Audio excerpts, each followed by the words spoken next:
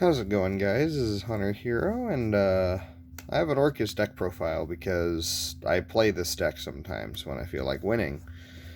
And it's pretty good.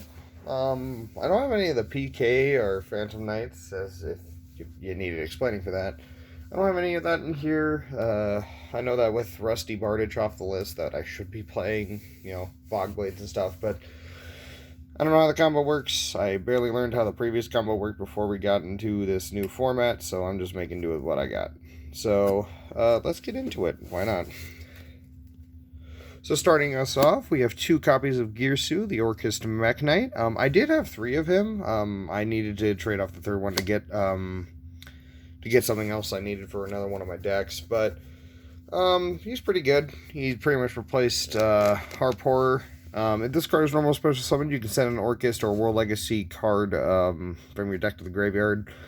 And then, if there are 2 or more cards in this column, it becomes a tuner. And then if you control no other monsters, you can special summon a token on both sides of the field. In defense position, they're level 1 dark machines, no stats. You can only use each effect of him once per turn. He's really good. I don't think I need to explain anymore why he's so good. And then we're gonna go by levels, I think. But 3 copies of Orcust Brass Bombard. This is, unfortunately, we have to play him now because we need cards. Level 1 tuner. This is one of the few things you can't make Halki Fibrax with because the deck, I'm pretty sure I think I brainstormed a Halka Fibrax build and I just couldn't do anything very good with it. 500, 1900 spread. You can banish this card from your graveyard, special summon an Orcust monster from your hand. And then it has all the Orcust restrictions on it. It's just to help get things out of your hand. Hopefully this is not what you open. You just kind of are dumping this if you need to just push for that extender that you opened in your hand or something. 3 copies of Orcust Symbol Skeleton. Everybody should know what he does. He's been a mainstay of the deck, just not at 3. What he does is you can banish him and summon a guy back from your graveyard. Same restrictions. You can't summon anything but dark monsters, and he just once per turn claws.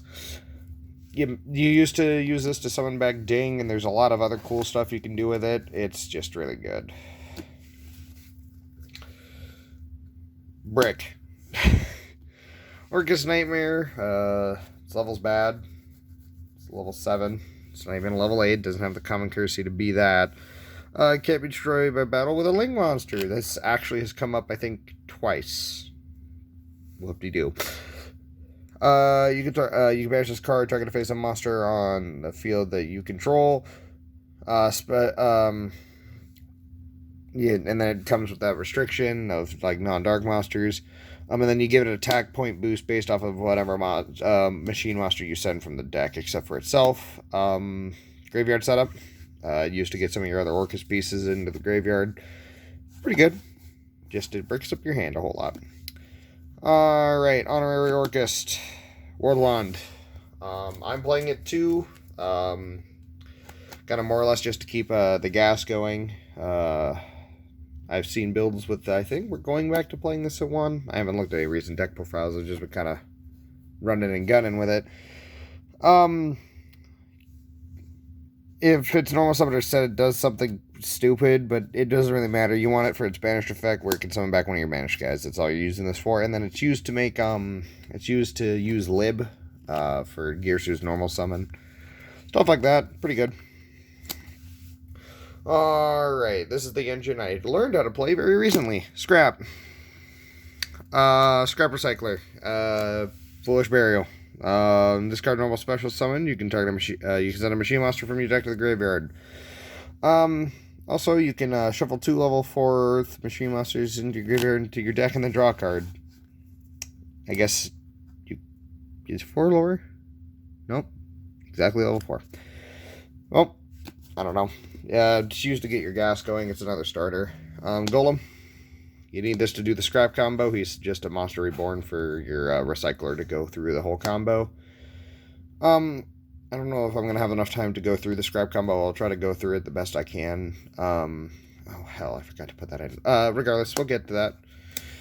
Okay, for additional extenders, 3 copies of Danger Mothman. I still play the Danger package. I like the Dangers a lot. Free card advantage.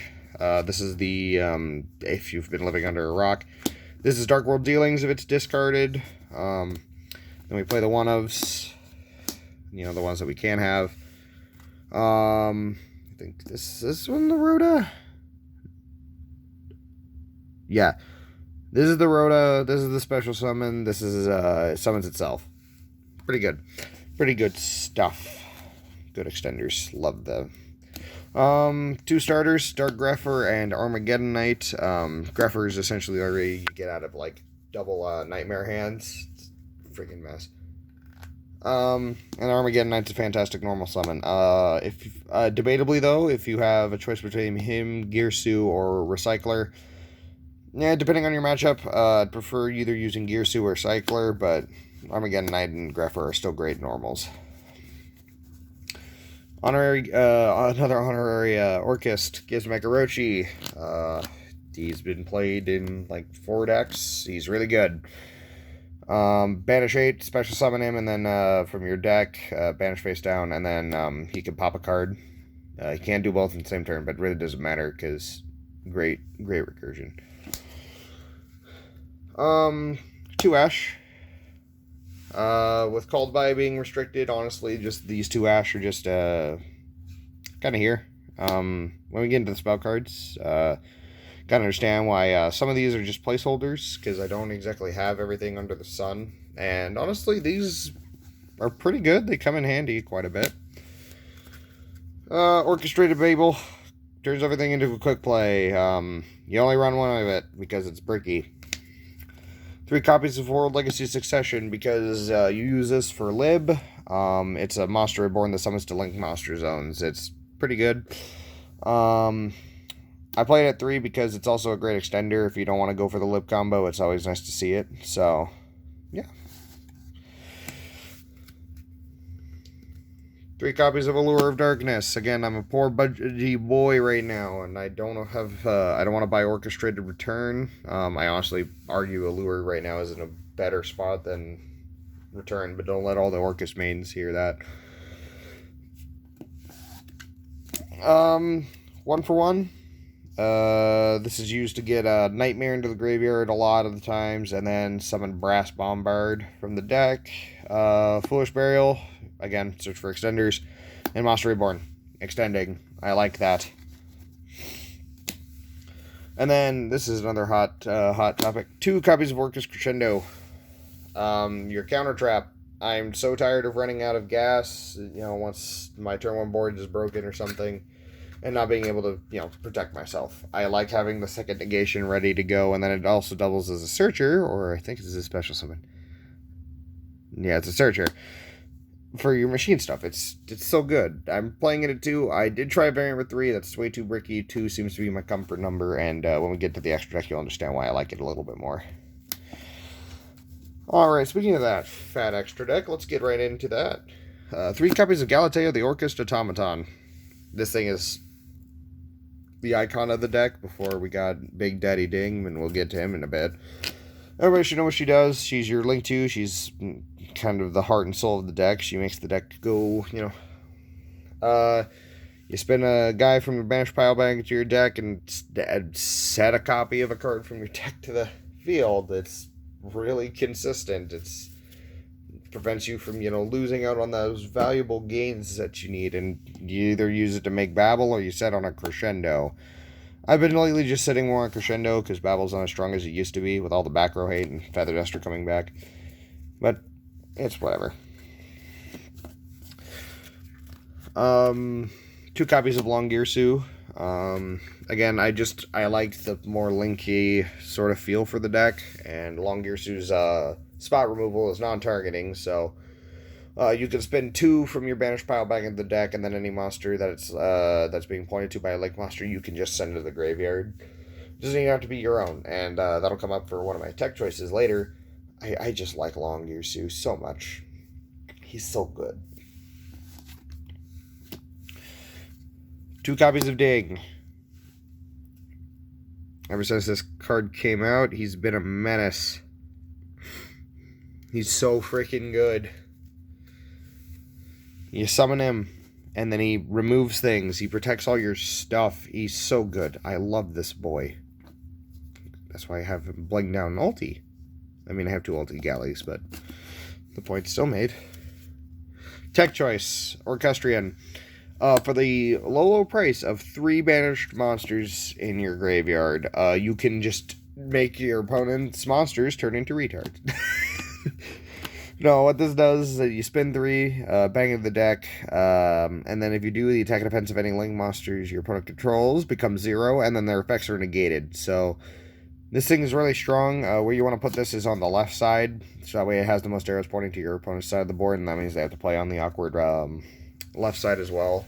I've had ending boards where it's ding with like 1 to 2 materials over here, and then something over here to just keep the Orchestrion's protection alive. Oh, I should probably mention, since this does come up, Galatea is immune to battle. Yeah, so she's immune to my battle while she's linked to something. Long Girsu is immune to card destruction. And then Orchestrion's immune to both, as long as they're pointing to something. So it's really good. More of a protection effect. I like Orchestrion. A lot of people question why whenever I summon him. They're like, what does he do? And then I turn off their stuff. And they're like, wait. Great guy. Scrap Wyvern, you need him to go scrap combo. I really don't have the time to explain how the scrap combo goes. He's just really good. He's fantastic going second card. Just pop, pop, pop, pop. Let's go, okay, going first. He's just gas. Like, come on, man. Why wouldn't you want gas? Alright. Enough about him. Get out of here. Lib The World, the key... don't sue me. She requires 2 monsters. She can't be linked summoned unless you have a World Legacy card. And normally, what your play is that you'll normal summon Girsu, send World Wand, link and use the token that he summons as your normal summon to link into her, and then she'll set a copy of the World Legacy Succession. You summon Girsu back, and then you link them off to start going Orcish combo, and then this thing will remove the token, so that way your opponent didn't gain anything, and you just got a free start. Pretty good. 2k beater, it's not horrible for Link 2. Time for your generic stuff, Link Karibo, get out of Brass Bombard. IP Masquerena to go into Nightmare. Really iconic duo. Name a more iconic duo. Oh, right, I can. This Appaloosa, Bow of the Goddess. I'm gonna buy a secret of this. Don't you worry. I'll get this bling down and I'll show it. But yeah, no, Appaloosa, Bow of the Goddess. Everybody knows what she does. If you've been playing during the Link era, if you haven't, you've been sleeping under a rock. I'm sorry for your loss. She's a Link 4 for how many materials you make her. She gets an 800 point boost, and then you shave off 800 points from her attack, and then she negates stuff, and it's once per chain, not once per turn, so you can just keep negating things as long as it's new chains. Pretty good. And then Topo Bambo. I like Topologic Bomber Dragon. I've never made him, but he's pretty okay. You pretty much use him and Ding to just nuke boards over and over again. It really doesn't come up, but I do still like having the option.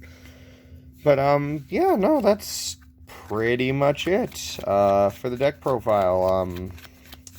Let me know what you guys think. I'm thinking I do have something in the works coming up for this channel.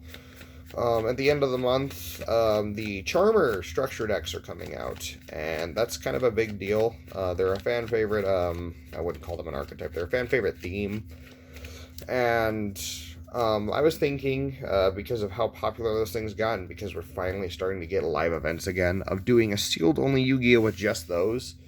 Let me know if you guys want to really see that. I'm really excited to give it a try.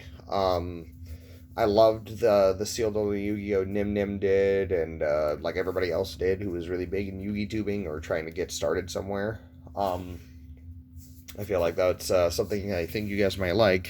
Let me know. I feel like these deck profiles are getting quite a bit of views. Keep that up.